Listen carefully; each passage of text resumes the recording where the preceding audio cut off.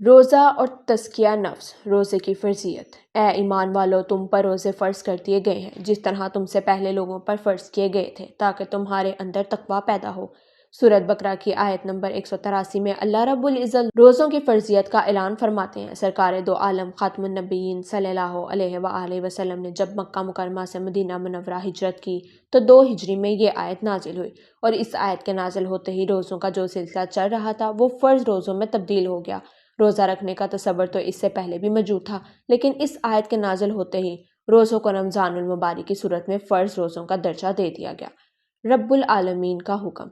اللہ رب العزت نے انداز ایسا اختیار کیا کہ اے ایمان والو، تم پر روزے فرض کر دیے گئے ہیں، جس سے یہ ظاہر ہوتا ہے کہ واقعی ایک خالق اپنی مخلوق کو کسی بات کا حکم دے رہا ہے۔ پوچھا نہیں جا رہا کہ تم پر روزے فرض کریں یا نہ کریں، بلکہ جو بارگاہ میں طے ہوا ہے اس کی اطلاع کی جا رہی ہے کہ تم پر روزے فرض کر دیے گئے ہیں۔ ایک مخلوق کی حیثیت سے اپنے خالق کا حکم تمہیں اس طرح ماننا ہے کہ جیسے ہی حکم آ گیا ہے اب تمہیں دوسری کوئی بات نہیں کرنی، اب تمہیں روزوں کا اہتمام کرنا ہے، اب تمہیں اس کی حکمتیں نہیں پوچھنی، اپنی عقل کے گھوڑے نہیں دوڑانے کہ پہلے نفلی تھا اب اچانک فرض کیسے ہوا، کیوں ہوا، وغیرہ۔ صوم کا مفہوم۔ آیت میں صیام کا لفظ استعمال ہوا ہے جس کے معنی روزے کے ہیں۔ صوم لغت کے اعتبار سے کسی کام سے رک جانے کو کہتے ہیں۔ روزے کو صوم اس لیے کہا جاتا ہے کہ اس میں سحری کا وقت ختم ہونے سے سورج غروب ہونے تک کھانے پینے اور دوسری چیزوں کا قیام کرنے سے خود کو روکنا پڑتا ہے۔ روزوں کی تاریخی حیثیت۔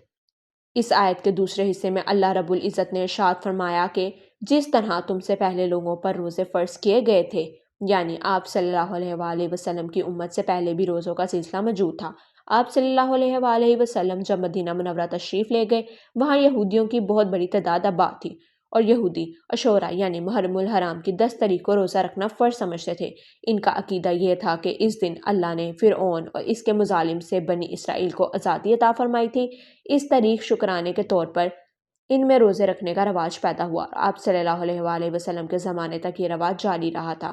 اس کے علاوہ عیسائی مذہب میں بھی روزوں کا سلسلہ موجود ہے۔ اسی پس منظر کو سامنے رکھتے ہوئے فرمایا کہ تم سے پہلے کئی امتیں بھی یہ سلسلہ جاری رکھتی تھیں، لہٰذا تم سے کسی نئے اور انوکھے کام کا نہیں کہا جا رہا۔ اسی طرح ایک تسلی والی بات کر دی، جیسے ہم کسی شخص کو کوئی نیا کام کرنے کا کہہ دیتے ہیں کہ آپ یہ کام کریں، اور اسے ساتھ ساتھ بتاتے ہیں کہ یہ کام فلاں بھی کر چکا ہے اور میں نے خود بھی کیا، وغیرہ۔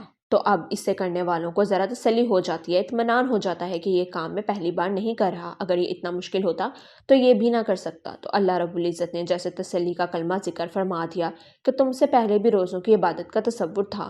روزے کا مقصد۔ آیت کے آخر میں روزے کے مقصد کا ذکر فرمایا کہ روزے کا سلسلہ کیوں شروع کیا اور اس کا اصل مقصد کیا ہے۔ یہ بھوک اور پیاس برداشت کرنا اور ازدواجی تعلق سے دور رہنا، ان سب کا اصل مقصد کیا ہے؟ اللہ رب العزت ہمیں بھوکا پیاسا رکھ کر کیا چاہتا ہے؟ اگر پھر وہ مقصد ذکر فرمایا کہ تاکہ تمہارے اندر تقویٰ اور پرہیزگاری پیدا ہو، نیک اعمال کرنے اور برائیوں سے بچنے کی عادت پیدا ہو جائے، یہ روزے کا اصل مقصد ہے۔ یوں تو تمام عبادات کا یہی مقصد ہے، نماز کا بھی یہی مقصد ہے، حج کا بھی یہی مقصد ہے، صدقے کا بھی یہی مقصد ہے، لیکن دوسری عبادات کے مقابلے میں روزے سے یہ مقصد جلدی اور زیادہ اچھے طریقے سے پورا ہوتا ہے، اسی لیے یہاں بطور خاص یہ مقصد ذکر فرمایا ہے۔ روزہ جنت کی سیڑھی۔ روزہ اس مقصد یعنی جنت کو حاصل کرنے کی ایک سیڑھی ہے کہ جب انسان روزے کی عبادت میں مصروف ہوتا ہے تو نفس کی تربیت کا عمل شروع ہو جاتا ہے، اور یہ تربیت تقویٰ کا جوہر پیدا کرتی ہے، اور جب تقویٰ پیدا ہوتا ہے تو انسان ہدایت کے راستے پر چل پڑتا ہے، اور بالآخر یہ راستہ جنت تک پہنچا دیتا ہے۔ روزہ ایک جماعت تربیتی پروگرام۔ روزے کے ذریعے اللہ رب العزت نے اس مشکل اور لمبے کام کو آسان کر دیا کہ انسان کی طبیعت کے خلاف جتنے کام ہیں وہ سب روزے میں ایک ساتھ شامل کر دیے ہیں۔ اب تمہارا کھانا بھی بند کر دیا ہے، تمہارا پینا بھی ممنوع ہے، تمہارا ازدواجی تعلق قائم کرنا بھی جائز نہیں ہے۔ تم جانتے ہو کہ روزے میں غصہ کرنا کتنا بڑا گناہ ہے، اور تم جانتے ہو کہ جو گناہ اور کام روزے کے بغیر کیے جائیں وہ گناہ اگر روزے میں کیا جائے تو اس کا گناہ زیادہ ہے۔ روایات میں ہے کہ جو شخص روزے کی حالت میں زبان سے جو اس کا جی چاہے نکال لیتا ہے تو اللہ کو ایسے روزے کی کوئی ضرورت نہیں، وہ مفت میں اپنا کھانا پینا چھوڑ رہا ہے۔ تو یہ سارے مقاصد روزے میں ایک ساتھ جمع کر دیے جائیں تو نفس کو قابو کرنے کا ذریعہ بن جاتے ہیں، تاکہ ایک مہینے تک تم اس نسخے پر عمل کرتے رہو اور اس کے عادی بننے کا سفر شروع کر سکو۔ اگر ہم یہ تصور کریں کہ ایک بند کمرے میں کوئی فرد موجود ہے اور روزے سے اس کی زبان سوکھ چکی ہو، ایک ایسا کمرہ جس میں کوئی اسے دیکھ بھی نہ رہا ہو، وہاں ایک کولر رکھا ہو جس کے نیچے گلاس بھی رکھا ہو اور اس میں ٹھنڈا پانی موجود ہو، اور وہ تھوڑا تھوڑا ٹپکتا بھی رہے۔ اس پانی کی ٹھنڈک اس کے گلاس میں بھی نظر آئے، الغرض نفس کے خلاف جو تقاضے ہیں وہ اس کے سب موجود ہوں، پیاس بھی شدت سے محسوس ہو رہی ہو، لیکن روزے کی وجہ سے وہ ان تقاضوں پر ہرگز عمل نہیں کرتا۔ اس کا مطلب اللہ رب العزت نے روزہ دار میں قدرتی طور پر وہ صلاحیت رکھی ہے جو نفس کی تربیت کے لیے ضروری ہے، تاکہ تمہارے لیے اپنے نفس کی تہذیب کرنا اور اس کو سدھارنا آسان ہو جائے۔ جب ایک مہینے تک یہ تربیت کا عمل جاری رہے گا تو 11واں مہینے تک اس کا اثر رہے گا، اور پھر مزید قوت پیدا کرنے کے لیے ایک اور رمضان آ جائے گا اور روزے کا مقصد یعنی تقویٰ کا حصول ممکن ہو جائے گا انشاءاللہ۔